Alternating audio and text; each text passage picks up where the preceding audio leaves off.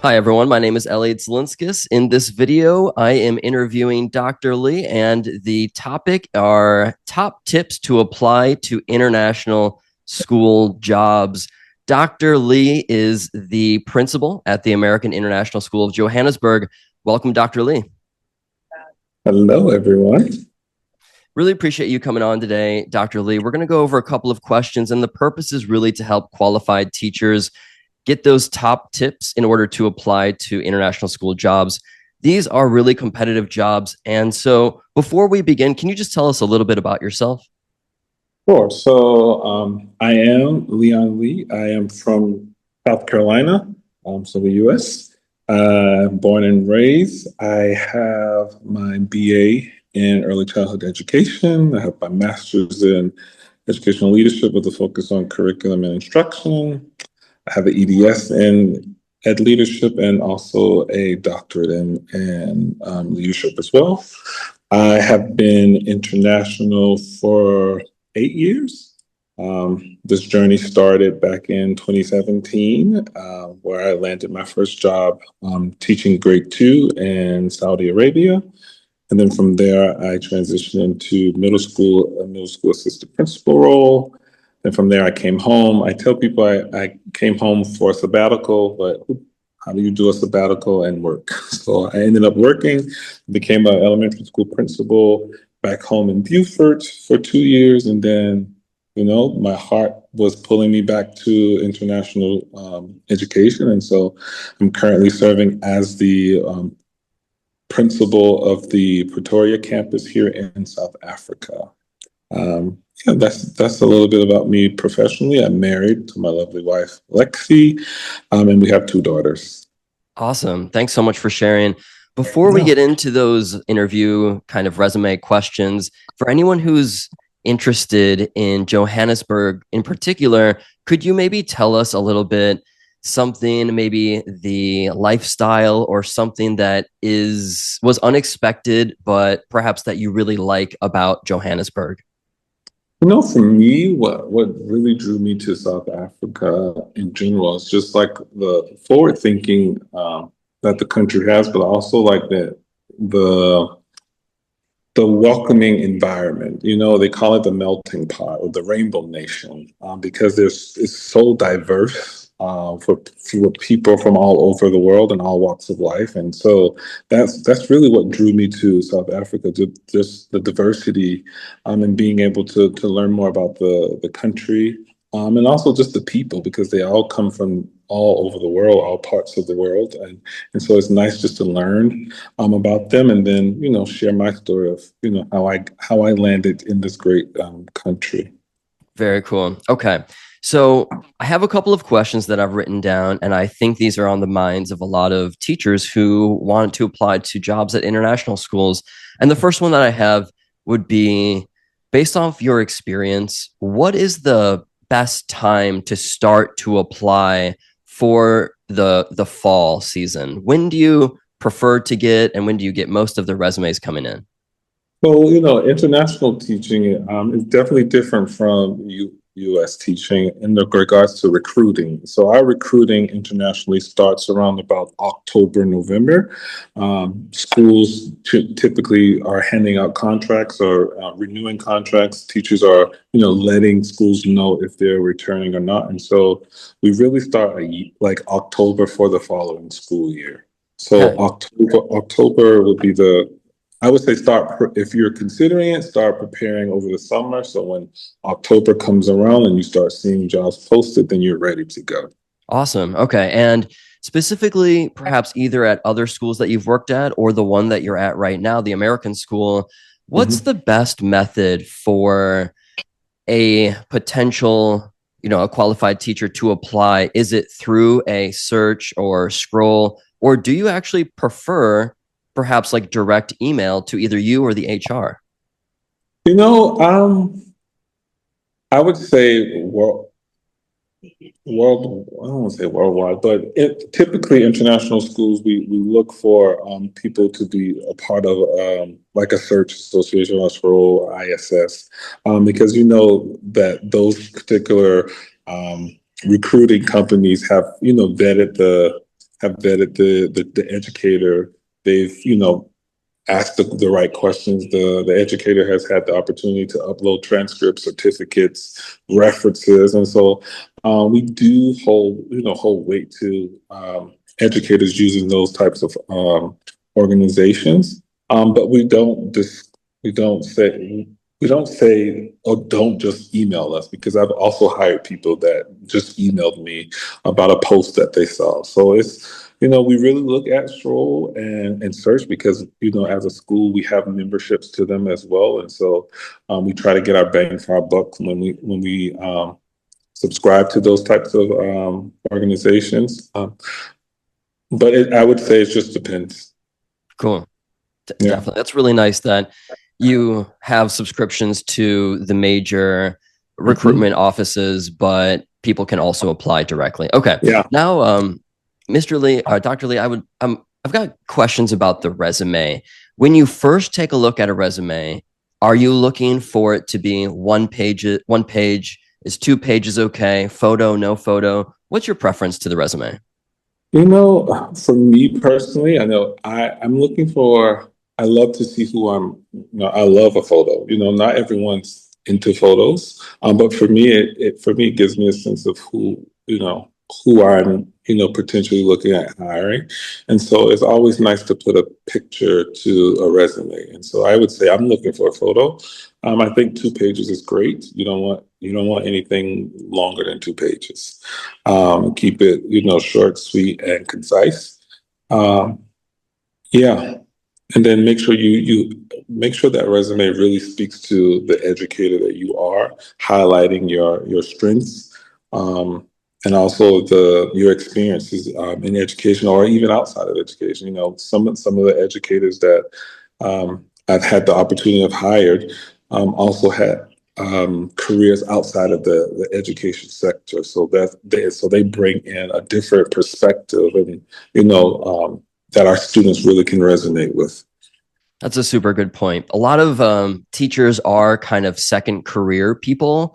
I know myself, I studied business originally, and then I went back to school and became a licensed teacher. And for anyone who maybe did have a career before they got into teaching, now they're looking at international schools. So it sounds like you would recommend for them to showcase their previous experience, even if it wasn't in teaching. Yeah, I think it's a great thing to do. I just looked at a couple of CVs, I want to say 2 weeks ago, and um, those individuals were working for, like, USAID, and so they had that kind of perspective when it comes to working in foreign affairs and working for the AIDS foundations and things like that. So I think, when teachers when they have other experience and they're coming from somewhere else, I think they add so much value into the classroom. I'm not saying that if you're just an educator, you don't add value, but I think it's just a different perspective, a different lens that they can, tools and tips that they had in that career, they can also translate over to the teaching world. Very cool. Thanks for sharing that. Next, I want to talk about the cover letter. First and foremost, I always have this question of for principals, it's like, do you look at the cover letter first or the resume first? And with the cover letter, I'm wondering if you can bring up any examples of ones that have really stuck out to you and what they did to kind of draw your attention to them. For me, I think I always save the cover letter for last. I always look at the resume, and then from there, then I'll go to the cover letter to see, how the candidate was able to, bring it all together, their experience to match the job description that they're applying for. And so I think the one advice I would say, make sure you do your research on the school, but also know the job that you're applying for and be able to, speak to that through your cover letter, whether it's, knowing the job description and what strengths that you can bring to that role, or like how you foresee yourself being in that position. Super cool. That makes total sense to connect who you are with the specific position at that school that you're applying to. Yeah, Okay. and even if you don't have the experience in that particular role, talk about like how you see yourself, in that role, and what would you bring to that role. Got it. Okay. Nice. And now in this kind of digital media age where people have LinkedIn's, they have Instagrams, they might have or not have YouTube channels, things like that. If someone is, you know, I mean, I'm curious about like your research on an individual. Are you checking their, for example, their LinkedIn? How important is it that they might post regularly or even have an account where they show their face and their credentials? Um, is this kind of like digital profile? Is that important to you? Um, is it important to me? I mean, I would say no, it's not that important. I mean, it's always a plus if you have it, and I'm able to, do my own research on you and find it, but it's not a must have. Um, I think it's just an added plus to be able to see that you are, you have a presence on a digital platform and you are actively, posting or engaging with, fellow educators or just anyone. So it's not a must for me. Cool. That makes total sense. And then lastly, I want to get to the interview. Just in general, like how does someone ace the interview? What might someone do, or what has someone done in the past where you're instantly, or maybe you give it some time and you think like, I want to give this person the role if they'll accept it. What kinds of things have people done or shown you that really sell themselves to you? For me, when I'm going through an interview process, I always look for candidates who can speak from experience, who can always relate a question to an experience that they've had, whether it's in education or in another job that they're currently in. And so I'm looking for educators who can, make connections, be able to speak authentically about, and answer authentically the questions that are being proposed to them. Trying to think of what else that stood out to me. I've been in interviews where, they want you to, come in and do a mock lesson. I don't think that's for me. I don't see any value in that because if you've gone through an accredited program, I would hope you know how to teach. Right. Again, so for me, it's being able to that person making the connection and connecting it to the experience that they've had to answer questions. And I'm really and in that I will see the joy of teaching their heart because and being in education, you don't do it for the money. You do it because you really want to make a difference in children's lives. And so I typically can see that really early on in the interviews. Great. That's my superpower. Oh, nice. Yeah. Excellent. I think a lot of teachers are paranoid and a little anxious about the interview. I'm wondering if you can offer a couple common questions or even like one really important question that you often ask so that the teacher can start to prepare their thinking. What kinds of questions are asked in interviews? Because I too suffer from anxiety when it comes to interviews. I always start off with just like a getting to know you question. Like, tell me a little bit about yourself. Um, what led you to education? Just so that it breaks the ice. They're able to really talk about who they are and their upbringing, and then we could then like easily go into the questions around the role. So I'll be asking, why you chose education. When it comes to teaching, how do you plan? When you're looking at a lesson, oh, not a lesson, when you're looking at a unit, where do you start? How do you know that your teaching lesson has been successful? What do you do when students haven't learned what you intended for them to learn? How do you support students who are neurodiverse? So I look for all of those questions, but we start off with an icebreaker, and then we get into the nitty gritty of the whole why they're interviewing, and then I always end my interviews with why our school, like why are you interested in our school? What led you to our school? And I think that question is very important. And I think, as teachers, you have to, when you're interviewing for roles, make sure you do your research on the school and know exactly why. Because often I would hear, oh, because I love South Africa. Yeah, but why our school? Like, why AISJ?